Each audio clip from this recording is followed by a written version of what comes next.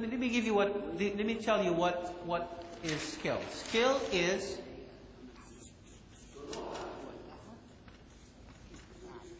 the ability to carry out a predetermined result, something, an outcome you want to achieve, okay, with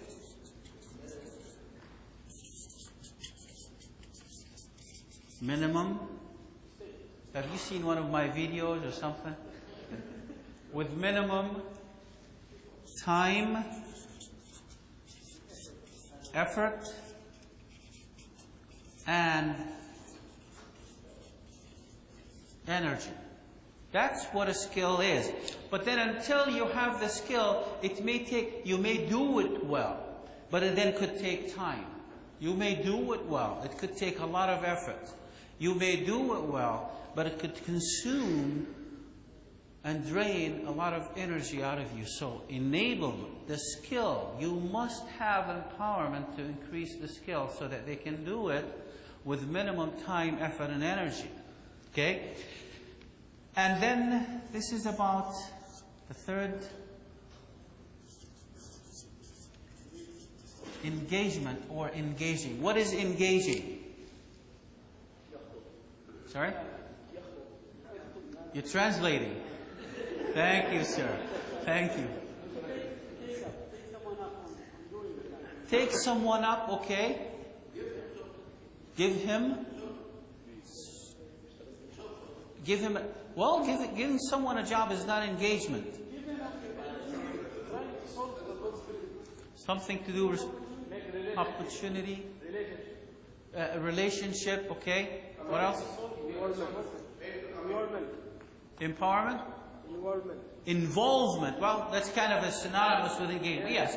Okay. Okay. Well, you engage the person. How is Cisco engaging with you for growth? Isn't this what this gathering about today? Part of this meeting is engagement. When you invite someone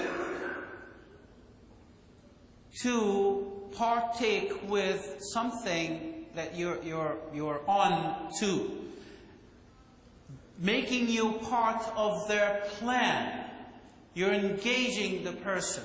Okay? So engagement is allowing the people to be enrolled in your cause. Participating. Yes, sir. Okay?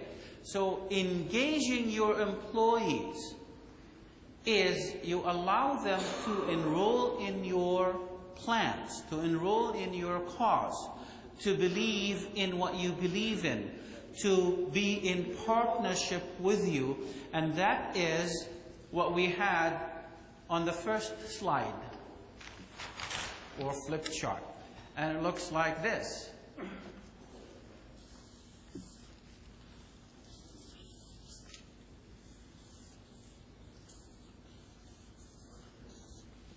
Okay? This is you. You're engaging them. As a, what did we say about what Cisco provides here? Or here? Products, services, virtualization, borderless connectivity, innovation, $5 billion in R&D, and everything that could make you successful. But yet you have your mission, vision, and values, and things you believe in. And it's the fusion of these things together that makes for engagement. So you are the glue to make that happen. Okay? And do your employees have mission, vision, values, and things they believe in? Some beliefs? Absolutely. Okay? And you're providing them with the tools. The company, the infrastructure for the company, the database, the customers, the territory, the support, the back office support, everything, and those elements on either side of this spectrum cannot fuse together without you. Because you are the leader. You are the glue. You are the person who make them come together. So engagement is very, very important. Okay? Now, let me tell you about enablement, about an engagement. This is a story of a man I've met. When he was 7 years old, he lived in abject poverty, faqr mudqa', okay, in the city of Detroit, where the street that he lived on, when you drive, you don't see shining, beautiful cars, manicured lawns, beautiful homes on either side of the street. What you see is grass that's this tall. You see cars that are broken down. You see homes that are basically falling apart. You see men drinking beer at 10 o'clock at night because they don't have a job, because everyone is unemployed. So this young boy by the name of Ben, his father was drunk all the time. And he was abusing the mother and the children, Ben's brother.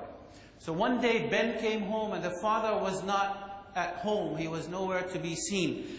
And he asked about him and the mother said he's not here. The next day he asked and the mother said, "Come here. Your father is out and you're not going to see him again because I kicked him out. From now on, I'm your father and I'm your mother." Okay? Ben was last in his class. And the mother said, "There are some new rules. You cannot go out and play or watch TV before you do your homework." And she stayed with him. He started doing his homework. And now his grades improved. She engaged him further and provided empowerment and provided enablement. And she said, "Good. Now you cannot go out and play or watch TV until and unless you do your homework. And now you and I are going to go to the public library. You're going to pick your favorite book. And you bring it home. You read this book over a period of a month. So if you read 5 pages per day, you give me a report, half a page of what you have read. You show it to me, then you can go out and play or watch TV." And Ben's grades improved even further. And then, through more empowerment, engagement, and enablement, Ben was reading a book a week. And his favorite subject was physiology. And in middle school, Ben was first in his class. And in high school, Ben was valedictorian, the first on the entire high school. Why? Because his mother provided the empowerment, enablement, and engagement. Okay? And then there's the plus, which I'm going to talk about briefly. And every day she kept asking him, "Show me the homework." She would see the homework, she would see the brief. If he read a book in a week, he would read 30 pages. He'd still provide her with half a page of what he had read. She would look at it and she said, "Now you can go and play." Valedictorian, universities came from everywhere, wanted to give him full scholarship, and he chose to go to Harvard Medical School. He graduated first in his class, and he specialized in pediatric neurology. And he went on to become a surgeon, neurological surgeon. He went to become head of pediatric surgery at one of the most prestigious hospitals in the world, Johns Hopkins in the US. And in 1981, the Siamese twins connected at the head. A case came, and he looked at the case very, very carefully, studied it, and he told the management of the hospital this could be done. Doctors flew in from California to dissuade him that do not do this because we have looked at it, it cannot be done. Now this is 1981. From 1931 on, there has never been a case of Siamese twins connected at the head where the separation went on successfully. The surgery completely failed, okay? Where one or two or both of the twin would die. And Ben looked at this case, said this could be done. And they gave him the green light and he did it. And for the first time in history, Siamese twins are separated successfully. And this man, by the name of Ben Carson, became a celebrity, became an address. People came to learn on his hand from all over the world. In fact, there was a group of physicians from Australia who came to meet with Dr. Ben, and they were standing outside the conference room where they're going to meet him, chatting, and for 5 or 10 minutes they were chatting, and then the head of the Australian team said, "Where is Dr. Carson?" And the person standing next to him said, "This is Dr. Carson." Why? Because Dr. Carson is black. He never thought that this person would, the #1 pediatric surgeon in the world would be black. Okay? Now, is this empowerment, enablement, and engagement on the part of his mother? Say yes, because that's the answer. Now, I want to tell you one last thing about Ben Carson and his mother. Ben Carson, when he graduated from Harvard Medical School, only then he discovered that this mother who used to ask him to show him the homework and a brief about what he read, he only then discovered that she could not read or write. Okay? This is empowerment, enablement, and engagement. And the last thing I want to talk with you about is, if you do all of these, you will provide a tremendous amount of motivation. And motivation, I will close with 2 things. What does it take to motivate people? Okay? 1, provide a listening. Listen to the people. How do you listen to the people? First, you have to ask questions. The questions have to be intelligent questions. Okay? When you provide a listening, you gain their respect. If they respect you, they will trust you. And if they trust you, they become your soldier. They will do anything for you. Okay? That is what motivates people. So motivation comes from these 3 steps.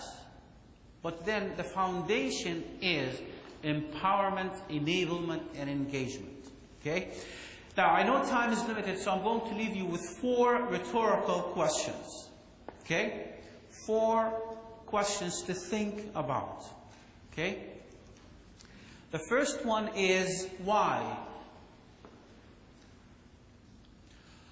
Why become a leader? Why live leadership? Why enhance your ability to have influence on people you manage or your sales force? Why provide empowerment? Why learn about empowerment? Why learn about what does it take to engage people